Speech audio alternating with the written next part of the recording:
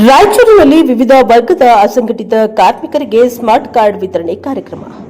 Guarantee ಯೋಜನೆಗಳನ್ನು ಟೀಕಿಸುವ ಪ್ರಧಾನಿ ಮೋದಿ ಬಿಹಾರದ ಜನತೆಗೆ 10,000 ಹಣ ಹಾಕುವ ಭರವಸೆ ಸಚಿವ ಸಂತೋಷ್ ಲಾಡ್ ವ್ಯಂಗ್ಯ.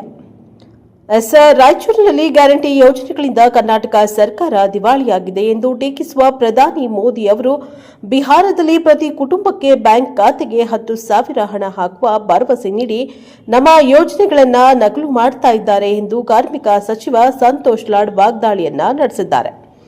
ಕರ್ನಾಟಕ ಸರ್ಕಾರದ 5 ಗ್ಯಾರಂಟಿ ಯೋಜನೆಗಳಿಂದ ಜನರು ಆರ್ಥಿಕವಾಗಿ ಸಬಲರಾಗಿದ್ದಾರೆ. ಗ್ಯಾರಂಟಿ ಯೋಜನೆಗಳಿಂದ ವಾರ್ಷಿಕ 65,000 ರೂಪಾಯಿ, 5 ವರ್ಷಕ್ಕೆ 3 ಲಕ್ಷ ಕೋಟಿ ಹಣ ಜನರಿಗೆ ತಲುಪ್ತಾ ಇದೆ. ಇಷ್ಟು ಮೊತ್ತದ ಹಣ ಜನರಿಗೆ ನೀಡ್ತಾ ಇರುವುದು ಸಿದ್ದರಾಮಯ್ಯ ಸರ್ಕಾರ ಮಾತ್ರ, ಬೇರೆ ಯಾವುದೇ ರಾಜ್ಯದ ಸರ್ಕಾರ ನೀಡ್ತಾ ಇಲ್ಲ. ಜನರು ಇದನ್ನು ಅರ್ಥ ಮಾಡಿಕೊಳ್ಳಬೇಕು. ಗ್ಯಾರಂಟಿ ಯೋಜನೆಗಳಿಂದ ಸರ್ಕಾರ ದಿವಾಳಿಯಾಗುತ್ತಿದೆ ಎಂದು ಪ್ರಧಾನಿ ಮೋದಿ ಬಿಜೆಪಿ ನಾಯಕರು ಟೀಕಿಸ್ತಾ ಇದ್ದಾರೆ. ಆದರೆ ಬಿಹಾರ ಚುನಾವಣೆ ಗೆಲ್ಲಲು ಮೋದಿ ಅವರಿಗೆ ಗ್ಯಾರಂಟಿ ಯೋಜನೆಗಳ ಮೊರೆ ಹೋಗಬೇಕಾಗಿದೆ ಎಂದು ಕಿಡಿಕಾರಿದ್ದಾರೆ. ಮೋದಿಜಿ ಜೂಟ್ ಮತ್ ಬೋಲೋ ಖುದಾ ಕೆ ಪಾಸ್ ಜಾನಾ ಹೈ ಎಂದು ಟೀಕಿಸಿದ ಲಾಡ್. ತಮ್ಮ ಭಾಷಣದಲ್ಲಿ ಪ್ರಧಾನಿ ಮೋದಿಯವರ ಸುಳ್ಳುಗಳ ಬಗ್ಗೆ ಮಾತನಾಡುತ್ತಾ ಸಚಿವ ಸಂತೋಷ್ ಲಾಡ್, ಮೋದಿ ಸಾಹೇಬ್ರು ಬಿಹಾರ ಚುನಾವಣೆ ಗೆಲ್ಲಲು ನಮ್ಮ ಗ್ಯಾರಂಟಿ ಯೋಜನೆಯ ಗೃಹಲಕ್ಷ್ಮಿ ಕಾಪಿ ಮಾಡ್ತಾ ಇದ್ದಾರೆ.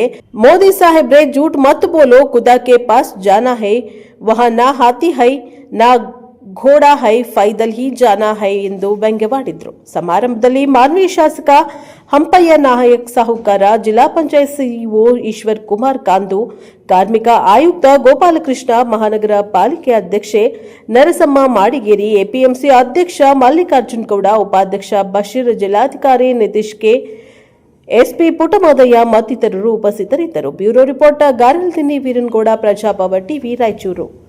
ಈಗ ಹೇಳಿಕೆನ ತಿರುಚಿದ್ರು. ಈಗ ಅವ್ರು ಹೇಳಿರ್ತಕ್ಕಂಥದ್ದು ನಾವು ಮಾತಾಡಕ್ ಬರೋದಿಲ್ಲ. ಅದೇ ಹೇಳ್ತೀನಿ, ಅಭಿವೃದ್ಧಿ ಅಂತಕ್ಕಂಥ ಇದನ್ನು ಒಂದು ಅಭಿವೃದ್ಧಿನೇ. ಒಬ್ಬ ಮನುಷ್ಯನಿಗೆ ಬೇಸಿಕ್ ಮಿನಿಮಮ್ ದುಡ್ಡು ಕೊಡ್ತಕ್ಕಂಥದ್ದು ಒಂದು ಅಭಿವೃದ್ಧಿನೇ. ಒಬ್ಬ ಮನುಷ್ಯನಿಗೆ ಬೇಸಿಕ್ ದುಡ್ಡು 6,000 ರೂಪಾಯಿ 8,000 ರೂಪಾಯಿ ಮನೆಗೆ ಮುಟ್ಟೋದು, ದಟ್ಸ್ ಆಲ್ಸೋ ಒಂದು part of development only.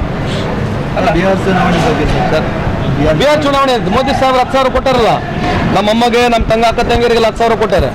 Bihar ಚುನಾವಣೆಯಲ್ಲಿ ಬಹಳ ಒಳ್ಳೆ ಪ್ರಶ್ನೆ ಕೇಳಿದ್ರು. ನೀವು 10,000 ರೂಪಾಯಿ ಕೊಟ್ಬಿಟ್ರೆ ಆಲ್ರೆಡಿ ಬೋನಸ್. 11 ವರ್ಷ ಕೆಲಸ ಮಾಡಿ ಪ್ರಧಾನಮಂತ್ರಿ ಆಗಿ 20-25 ವರ್ಷ ಬಿಜೆಪಿಯಲ್ಲೇ ಆಡಳಿತದಲ್ಲಿದ್ದು 43,000ರಿಂದ 60,000 ಒಳಗೆ ಪರ್ ಕ್ಯಾಪಿಟಲ್ ಇನ್ಕಮ್ ಇದೆ ಬಿಹಾರ್ನಲ್ಲಿ. ಬಿಹಾರ್ ಎಷ್ಟು ಪ್ರಗತಿ ಆಗಿದೆ ಅಂತಂದ್ರೆ ವರ್ಷಕ್ಕೆ ಆದಾಯ ಇರ್ತಕ್ಕಂಥದ್ದು ಕೇವಲ 60,000. ಅಷ್ಟು ದೊಡ್ಡ ಇಡೀ ಭಾರತ ದೇಶದಲ್ಲಿ Bihar one of the most poor state ಇನ್ ಅಲ್ಲಿ ಎವ್ರಿವೇರ್. ಮತ್ತೆ ಇವ್ರು ಆಡಳಿತದ ಏನಾಗಿದೆ, ಈಗ 10,000 ಕೊಟ್ಟು ಓಟ್ ಕೇಳ್ಬೇಕೀಗ.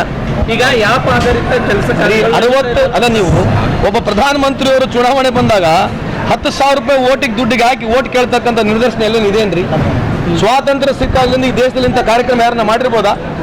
ಚುನಾವಣೆ ಬಂದಿದೆ, 2 ತಿಂಗಳಲ್ಲಿ ಚುನಾವಣೆ, 10,000 ರೂಪಾಯಿ ಹಾಕಿ ಭಾಷಣ ಮಾಡಿ ಓಟ್ ಕೇಳ್ತಾ ಇದಾರೆ ಅಂತಂದ್ರೆ ಪ್ರಜಾಪ್ರಭುತ್ವ ವ್ಯವಸ್ಥೆಯಲ್ಲಿ ಕೊಗ್ಗಲೆ. ಇಟ್ ಶೋಸ್ ಪ್ರಧಾನಮಂತ್ರಿ ಮೋದಿ ಸಾಹೇಬ್ರು ವೀಕ್ ಇದ್ದಾರೆ.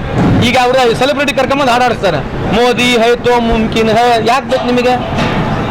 ಇವ್ರು ಯಾಕೆ ಹಾಡಾಡ್ಬೇಕು ನಿಮ್ಮ ಪರವಾಗಿ? ನೀವು ಕೆಲಸ ಸರಿಗೆ ಮಾಡಿದ್ರೆ ಅಲ್ಲೇ ಒಂದೇ ಬಟನ್ ಒತ್ತಿದ್ರೆ ಓಟ್ ಬಿದ್ದುಬಿಡ್ಬೇಕಲ್ಲ ನಿಮಗೆ.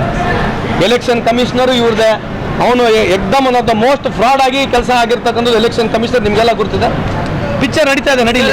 ಆಧಾರಿತ ಈಗ